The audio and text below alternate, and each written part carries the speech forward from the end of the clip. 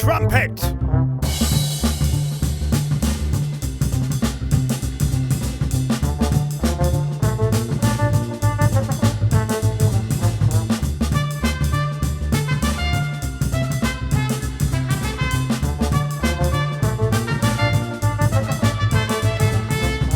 So this is our bonus episode with Sacha Mandel, and we're going to talk about a variety of things.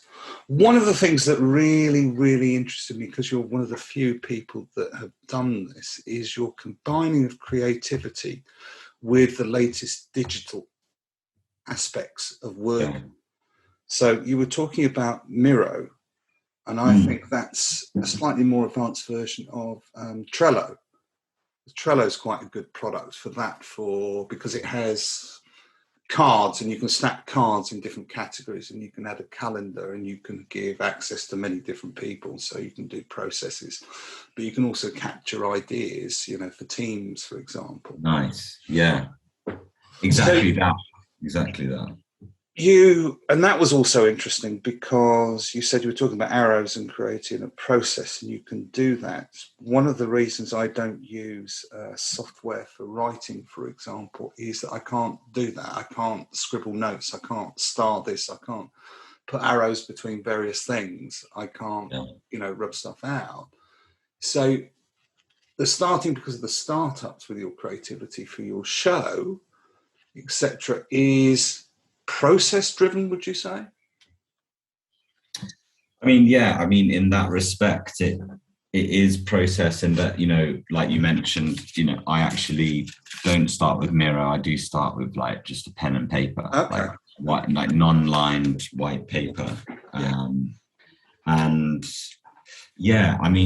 kind of like to feel my way through as well, though. So sometimes you can plan, and I'll do a rough plan, but really it's just kind of going one step at a time in the dark and trying to feel your way through as to what's going on, especially as this marketing campaign. I've done elements of it, but there are some parts that I'm I don't even know how to use Typeform. I don't know what, I know what roughly the 6 questions are going to be that I want to ask the audience to better frame myself. And I've just got to throw it, always be closing. I've just got to throw it out. I can't be right, there must be one question, or I haven't said the question perfectly. Just get some data and then iterate from there. It's very interesting collecting data about something, first of all, because I essentially am a marketeer. I'm a marketing consultant, but I do creative stuff on the side. And you'll find Typeform very easy. It is the best solution for a form out there because it's funky and animated.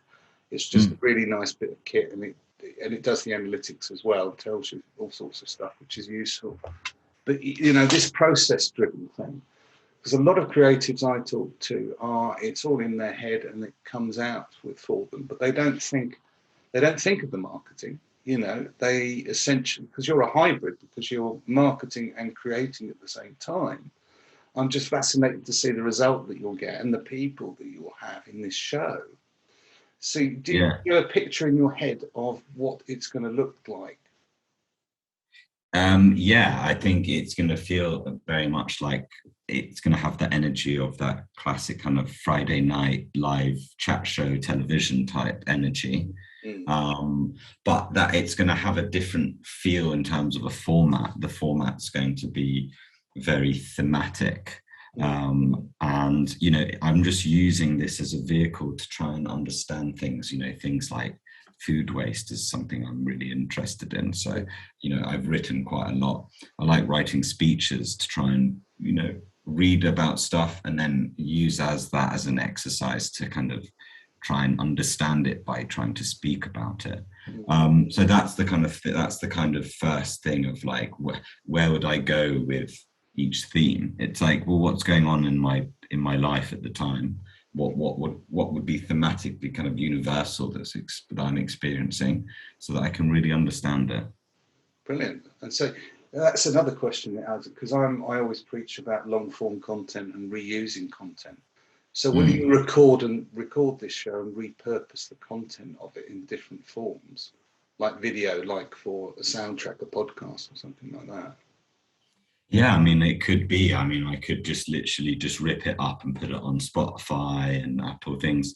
But at the same time, I think for me, I'm just focusing on basically the part I love the most, which is to try and just get it up on its feet on stage. But it's just interesting you should say that, because I do have some people that I know would be interested watching it live via kind of, live broadcasting. So I think I'll add an element to like maybe a multicam live broadcast into the theatre, and then try and sell some, tickets to some, relatives of mine that live in America that would love to come, right? And that is a great way of showing like, okay, is there an appetite for that? Would people actually, pay a little, pay a ticket to come see that show from a live perspective? And if so, then you've got to put a little bit of work into that and actually try and make it as best as you can, rather than, just. No, I agree. I think there is an opportunity. I'm always one for mixing live performance with digital. I was explaining to a friend the other day about a show that I did. I wasn't in it. I just helped out at the Edinburgh Fringe years ago. And the guy was very much into film. And so he had a screen and back projection of one of the opening scenes from Paris, Texas. And Harry Dean Stanton walks out of the desert, and then he pauses in front of the camera. Yeah. He gets a sip of water. And what he did was that he was behind that, mimicked that pose, and then stepped out of the screen. That was just lovely. And then I thought long and hard about doing a live show with a Twitter feed on it so people can contribute there and then, and sort of make up the show as it goes. But I think the way that you're going with the live stream is probably a stronger proposition, because you will get involvement with people that want the comfort of their own home, and I just want to watch. I don't want to go out to the theatre and pay, a tenner for a glass of beer. Yeah. 100%. And so, look, I'm just enjoying it. I'm enjoying the journey, and that I don't really feel in a rush to be at any successful level. I'm really trying to focus on just the pure enjoyment of it, and not try and think about anything else, because I feel like that's when it will really shine, because you're dancing without a care in the world. You're the first one on the dance floor, and that's it. So that's where I'm at in that respect. Yeah, definitely. So, do you have any sort of deadlines, or when you think this you're going to get the first show on? So interesting you say that. So I've been really thinking about it a lot, because it's not just here that I'm talking about deadlines, because I help creatives get funding through the Arts Council. I'm also helping people and trying to get them to do their bits in terms of writing the grant application, right? And so it's like, how do you create that deadline system so that people are, doing the work? Because it's a creative endeavor to try and help them build a plan of what they want to do, etc. And so even with this, I'm thinking about the idea of sprints. Okay. Yeah. So for example, I did a sprint unknowingly last weekend where I kind of blitzed it. I did the filming, I edited, and finished everything within a weekend worth of work for this video, right? And so then what I'm going to do now is this next weekend, I'm going to go and sprint. I'm going to go back home, no distractions, and just say I'm going to have a weekend, and I'm going to build everything. I'm going to build the type form, I'm going to build this, I'm going to build that, so that by the end of the weekend I'll have a pile of 50 people that I can then just send that type form link to. And I'm including like a video as well. Like I want to do a video so that before you type the type form, there's a video explaining a little bit about the show, so there's context, etc. So there's a lot of elements that I've already know how to do. But if I'm going to give myself that sprint, that weekend to do it, I think there's I don't know there's a law, which is, I can't remember what it's called, but there's a law which says, however long you say a thing is going to take to do, that's true. You could write a song in a day if you say it's going to take a day, or you could write a song in a week because you're saying I'm going to give myself a week to write a song.